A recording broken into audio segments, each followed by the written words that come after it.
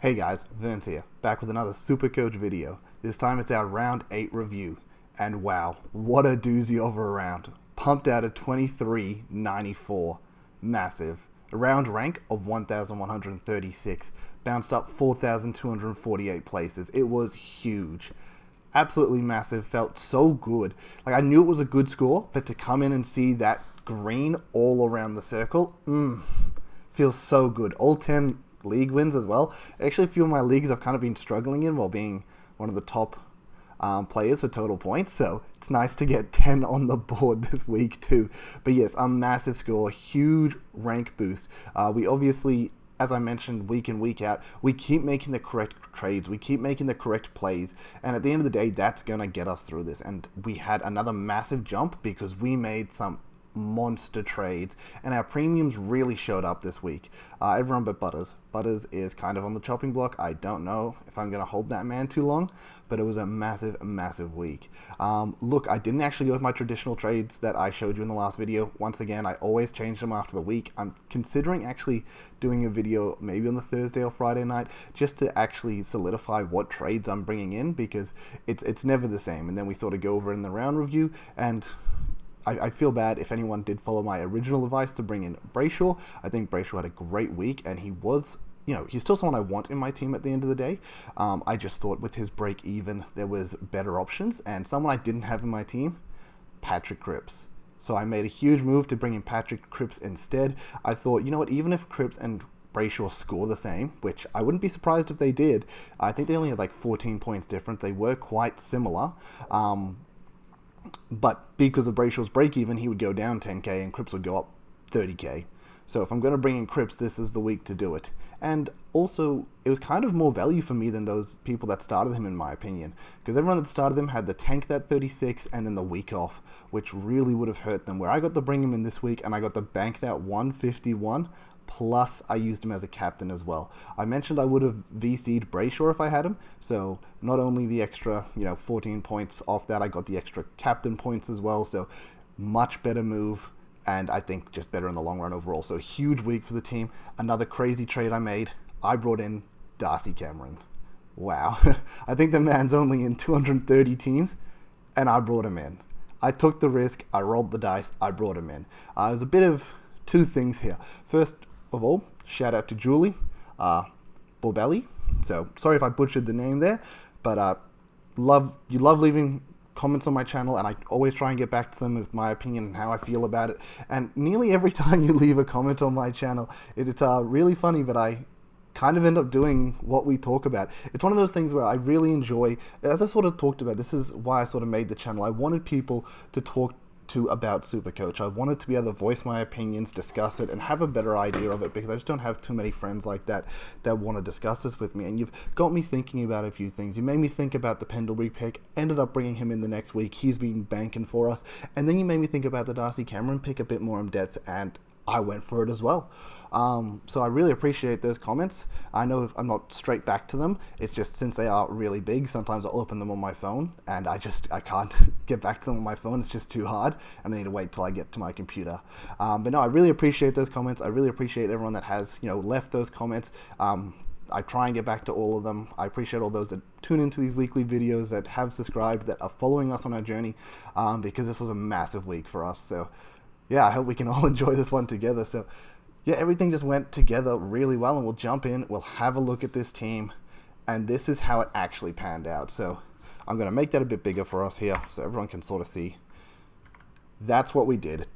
Darcy Cameron down into the forward. Now, look, as I sort of mentioned last week, I'm not going to try and talk too much on individuals because I want to keep it a bit quicker, but Darcy Cameron, I kind of thought about it, and he dropped the 115 last week. He actually is not a bad ruck. He doesn't win the hit-out game, but he's good around the ground, and the main reason he doesn't score big is because he's always going 50-50 with Grundy and actually playing a lot of key position forward.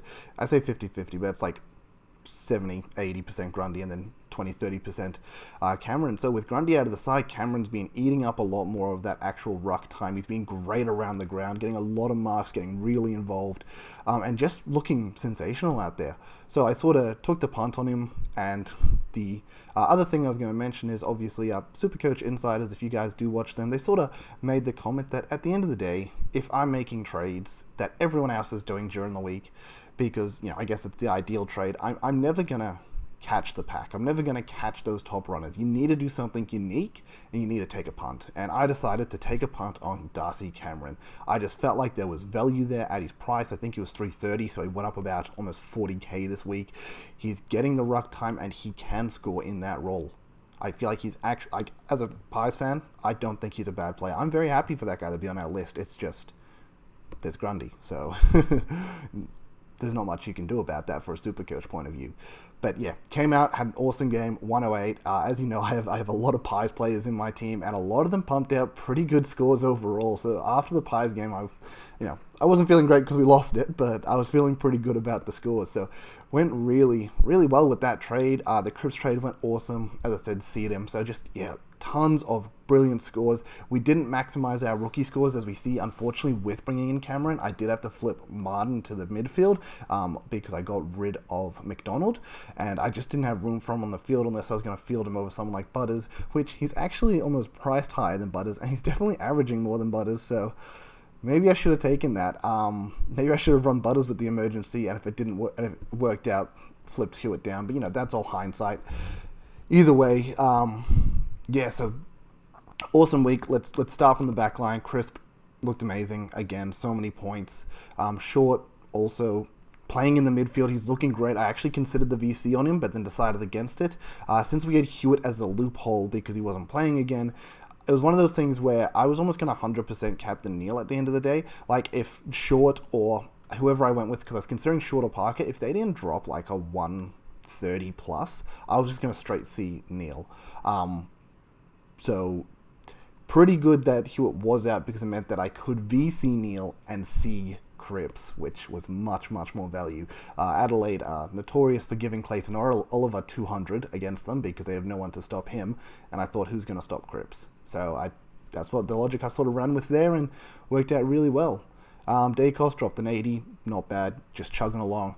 O'Driscoll, another bad score, 2 in a row. He's also on the chopping block, but they do have, I think, Gold Coast this week and then the Pies, and he could still be really good for us on field, and his break even isn't too bad this week. I think it's like 53, so someone I'm actually considering hanging on to. I did take a look at the team before I got to this, so I have played around with some trades, and I would like to keep O'Driscoll if possible. Next, McCartan and DeConning. Those two had massive games. We actually got DeConning's loophole score on field. Originally, I'd Hewitt in the forward instead of Dawson, and we were looking at taking McComb. But then when I saw DeConning come through, it's like, well, if I switch him, I just bank an extra 9 points. You know what? It's 9 points, but every point matters, so we made that flip. McCartan, didn't see this coming. Huge game. Great for his cash gen. Same with DeConning. They're going to be making good money for us, so they're going to sit in the team for a bit, and I don't really want to move them on if possible, just because they're going to be generating money. Midfield. Neil, 123. Great score. Oliver, 135, a massive score, really bounced back from last week, and it actually punished a lot of people that had gone. He only dropped the 85, and I know a lot of people captained him. Last week I talked about him dropping the 170. That seemed pretty safe against a team that didn't really have a ruck. I forgot, who did they even play last week? Round 7. Who did they play? Hawthorn, of course. Max Lynch just gives up a ton of points, so that was always going to happen. This week I actually didn't realize that Ryder and Marshall were back, but if Ryder and Marshall, considering they were both kind of on the injury watch list, if they weren't there, you were thinking Gorn was going to go massive again, but they're both there, and there was no way Gorn was going to have a huge game against two of them, as well as Jackson being back in the side. That always seems to bring down Gorn's scoring. So, Oliver really bounced back and didn't punish me for not going Gorn last week. So everything just really rolled our way. McRae, 144, massive. A lot of people would have had the VC on him and taken it. That's awesome. That was the correct play. Cripps only outscored by 7, so not a huge loss if, you were thinking of Cripps. Definitely take that 144 any week you get it.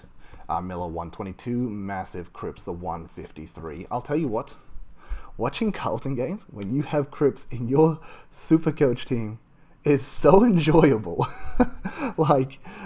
It's crazy. It's so much fun to watch because the man just dominates and he's just so entertaining and you want to root for him.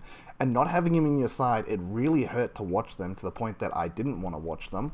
So having Cripps come back with a massive game, being in my side, man, that was so much better to watch, so much more entertaining.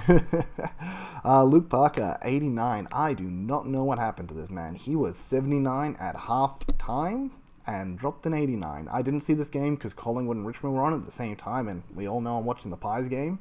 So I didn't see what happened there, but I was keeping track of the scores, and to have a 10-point second half, I mean, it's classic Luke Parker-esque, but I was thinking at halftime, man, Luke Parker's going to drop a bloody 160 at this rate. I've messed up not putting a VC on him, considering he was someone I was considering. But then, yeah, then he had the 10-point second half, and wow. Still good cash gen, and I still believe in him as a player. They also come into Essendon this week, so he'll score well there. I hope so. But no, that's classic Luke Parker-esque. Dawson, 134. Finally, a massive game from him. He was massive at halftime. I think that was my favorite thing about this Carlton game. Looking at like the halftime score, and Cripps is on like 90, and Dawson's on like 78 or something. I'm just sitting there like, this is it. This is the week that I go off. It was so good to see. And he was running in the wing a lot more. He wasn't actually in the midfield. He was on the wing, much more of a preferred role for him. And also Adelaide loved their wingman. He kicked the goal early where he got the cheeky little hand pass from, I forgot who even gave it to him, but he got it from the 50, and he's just such a good kick of the ball. So, yeah, awesome to see. Butters, yeah, I don't want to talk about Butters. That's about it. Nick Martin pumped out good score. Josh Ward, I kind of want to keep him chugging along, but I think I'll remove Josh Ward. It's either Josh Ward or O'Driscoll this week, and considering I have to play a rookie in defense, I do want to keep O'Driscoll because I do believe in his ability to score a bit more consistently. We've definitely seen his heights, and even if he's low as the 60s, that's really not that bad. McComb, so I brought in McComb at the end of the day because Clark ended up going down with COVID, so he wasn't playing. I can wait on him an extra week if I really want, and so I went for McComb, who was looking good, and dropped the 73, so really happy with that. Bruce, 103, awesome. Hayes dropped the 98, awesome. Dixon didn't get named, oof. Also having him on field kind of scared me for a bit. I'll be honest, when I closed my phone before these games and all this happened, I thought I had the emergency on Martin over McComb, so I was a bit annoyed when I saw that. And I also thought I put Hayes on field over Dixon because I had the Hewitt loophole. So I was a bit annoyed to see that, because if Dixon ended up being like the medical sub, which I didn't think he would be considering he's like a ruck / forward, that seemed really awkward to make him a medical. I was going to be really annoyed if he ended up playing. So things worked out at the end of the day. At the end of the day, we get the Connings 82, so it's only 6 points lost over Martins, so it's not a big deal. But yeah, I was a bit annoyed and a bit scared there for a bit. And then, yeah, sort of the forward line. Our top two premiums in the forward didn't quite live up to their expectations. Dunkley came out with a 78, not good. Heaney came out with a 75. Considering the man was chugging along at like 30 halfway through the fourth again or something, and somehow pumped out a 75, I'll take it. I will definitely take it. Will Brodie at 115, what a machine. Cogs 70, yeah, that's all right. And then Lipinski and Cameron, pretty good. I mean, Lipinski wasn't close to that 96, and then he just chugged on the points in like the second half of the fourth quarter. He was like 70, and then like in the last 10 minutes of play, he got so much junk time ball. But as I say with Lipinski, he actually runs so hard to get to those positions, to get that extra hand pass or disposal forward to him. And we just don't reward him for it. There's so many times that we can make the extra hand pass over, the extra kick over, the extra... okay. I don't care if they don't hand pass it to him, if they kick it and they hit like a target or something like that. What I find extremely frustrating is when he runs so hard and you could hand pass it to him or even chip it over to him, and we just bomb it. And it's down the line or it's into our forward line, and we just end up with a turnover because we just don't have the tall timber down there. We don't have amazing key forwards. We're relying on Hoskett Elliott jumping over 3 people to get a mark. Like, it's just so frustrating to see that. And even if they make the hand pass and there is nothing that Lipinski can go to and he does bomb it, you know what? He's an extra 10 meters down the field. Like, it's still meters gained if you're going for a bomb. If you're going for distance, it's still an extra 10 meters gained on that distance. So it's really annoying to not see him get as many disposals as he should, in my opinion, because we just don't reward his hard running to get to these positions where he is just that one-out hand pass. So, bit frustrating, but great that he got back to that 96 with a good finish to the game. Cameron's 108, got a few marks towards the end of the game as well, and bounced back too. And then Durden, 59, awesome, and Rosa, 18. I have no idea what happened there. Apparently he just played like absolute garbage for what I heard. So, yeah, but that's the team.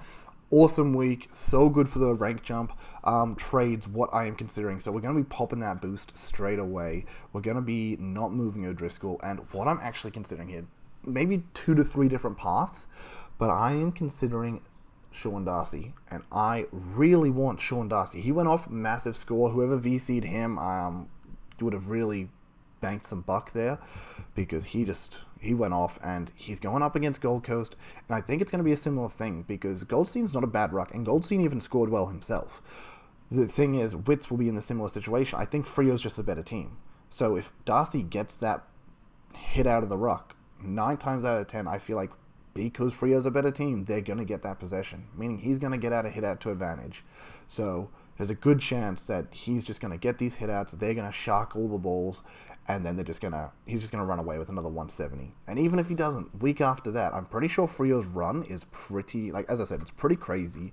And for him to, there we go, Collingwood, we're playing with Cameron. We saw that this week Cameron got dominated, and so did Begg in the hit outs department, but they did great around the groundwork. Darcy, we all know Darcy is about getting literally 60, 70 points off just getting hit-outs to advantage, because he'll get so many of them all game long. So I think there's 2 games in a row where Darcy could genuinely pump out a massive score. He could generally go 150 plus in both these games, if not higher. Yes, Melbourne's a different breed, but that's fine. He has Max Lynch before the buys as well, so yeah, there's another 170. So I think out of his next 5 games, 3 of them are 150 plus at least, if this man doesn't get injured. The only thing that's scary about Freo is they have COVID going around in their team at the moment, which would really suck to bring someone in and they just have to miss a week from COVID. Hopefully that doesn't happen, but that's sort of the plan. Obviously, we're going to have to move Dixon, because I don't have any other, I guess I could move him forward and swing him down, but I just don't have the money for it. He's made his 150k, he's done what he's needed to do, and he's not even getting named when their other rucks are out. Like, he just doesn't have the job security. He's done. Ward is also the other one we are looking at. And then, I gotta be honest, I'm kind of looking at Butters here.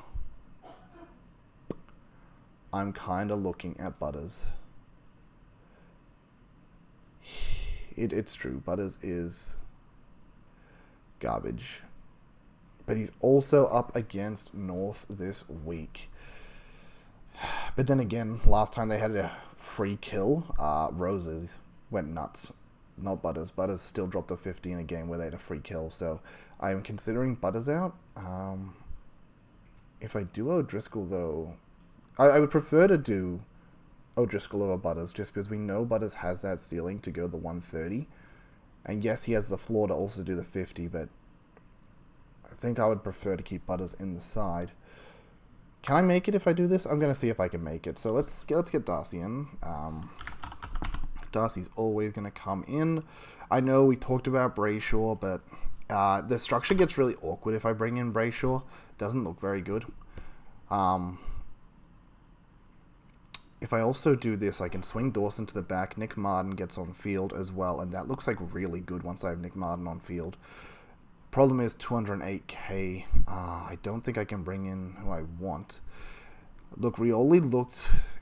He did a lot of cool things, but personally, when I watched the games, Carroll looked amazing. I loved what he did in the guts. I don't know if he's going to keep doing that when Hewitt comes back. In fact, there's a good chance he just doesn't. But I would prefer to go Carroll. Nah, I don't have enough money to do that. Okay, I remember working this out earlier. Did I have to do Butters off? I think I had to do Butters. Yeah, I had to do Butters, but it does mean that I keep the loop. I can keep that front to back loop, which is really nice. Because, yeah, if I do Butters, we end up with 209k, making another rookie out.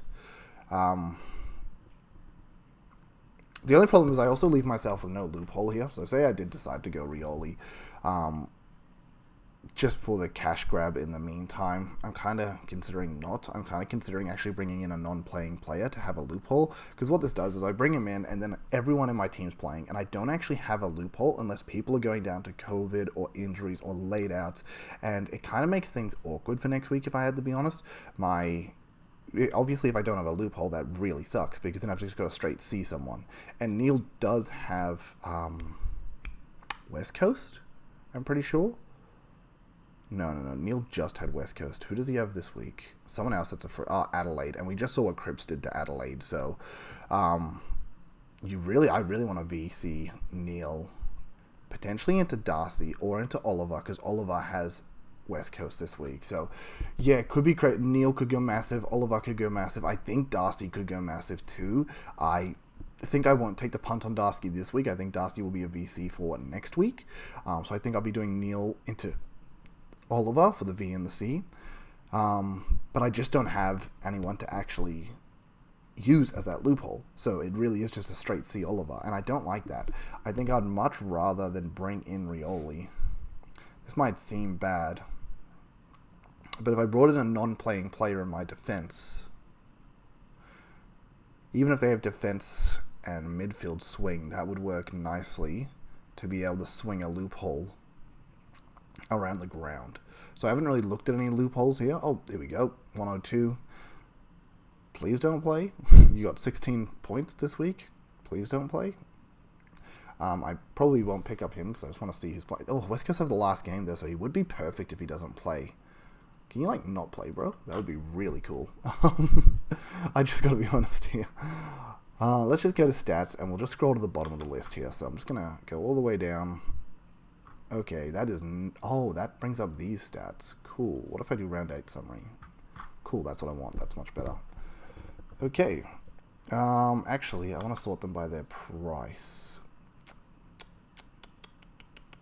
How do I do that again? Here we go. Sort by high. I want lowest price. Let's just scroll back to that top.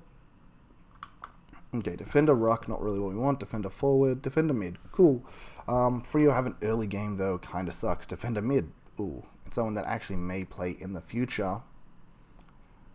And they have a later game. Their game is after. Oh, that would be much better. So that would definitely work. That would be a good loophole we bring in here. The only other thing here is we're coming into the buys as well. And I guess I want everyone playing that can be playing at the end of the day. I don't want a dead rookie on field. So I've got to consider that. But that's basically what I am considering for this week.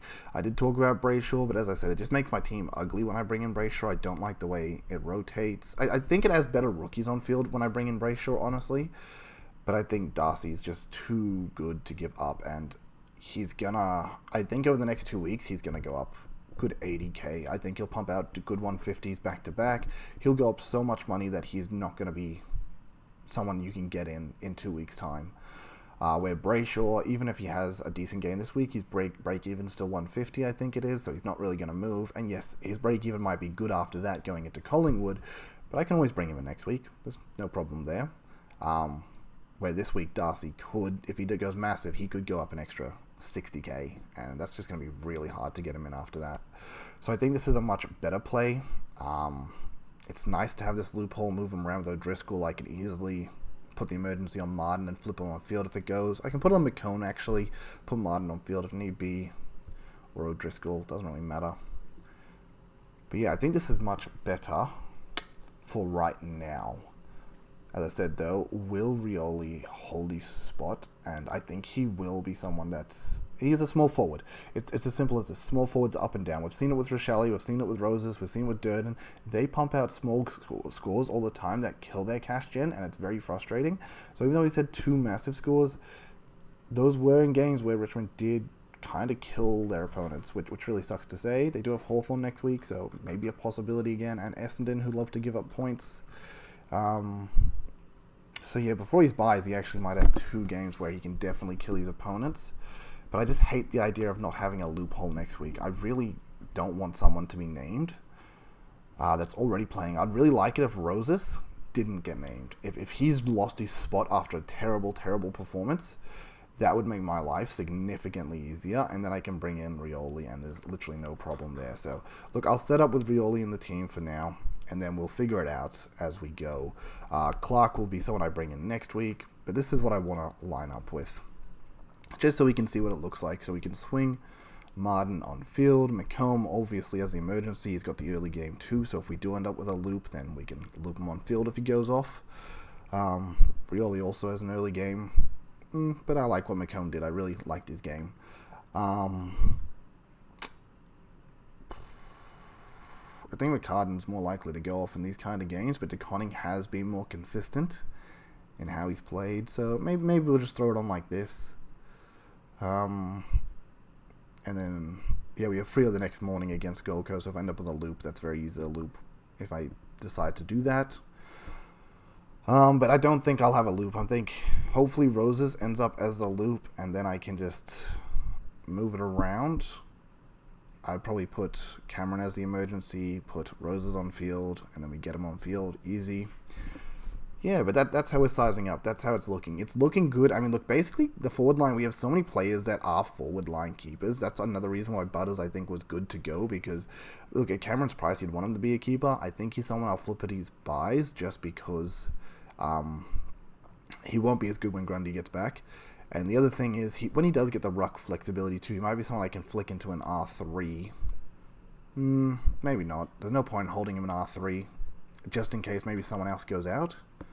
I mean, I could flick him into the ruck department. Yeah, well, we'll see how that goes. But, yeah, so we've basically got 6 forwards, plus Luke Parker, so 7 forwards. We only have the 5 mids, actually. The Neil, Oliver, McRae, Miller, and Cripps. Dawson's obviously a defender, so we've got our 5 defenders. We've got another ruck, so we've got 1 spot left there. We've got 3 spots left here, and then 1 spot left here. But even saying that, technically, if Parker needs to come down... And I guess I'm talking about if I flip Darcy. I think I'll flip Darcy later on. So we still have about 4 spots, 5 spots left. If Bruce isn't a keeper, he might just be a keeper.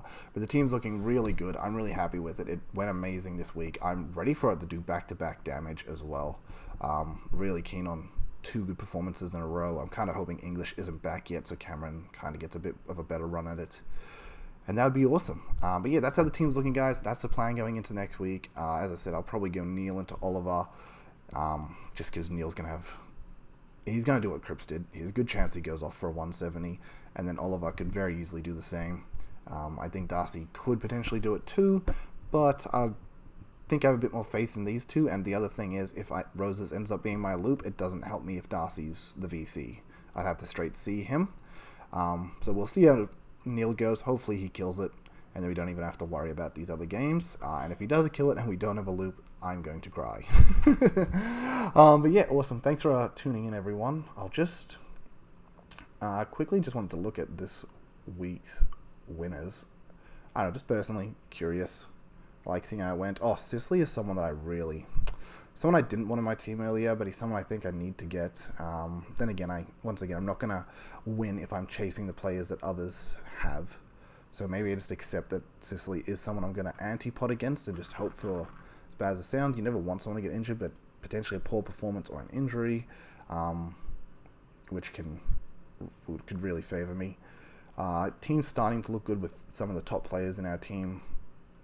But once again, it's not about them being top currently, it's about them being top moving forward, and I do believe in a lot of the players we have to be really good moving forward. So yeah, once again, thanks for tuning in, everyone. Once again, for staying to the end of the video. If you did, shoot me those comments, have that discussion with me, and get me thinking about it so I can make the best decisions I can. But thanks, everyone. Peace, later. Love y'all.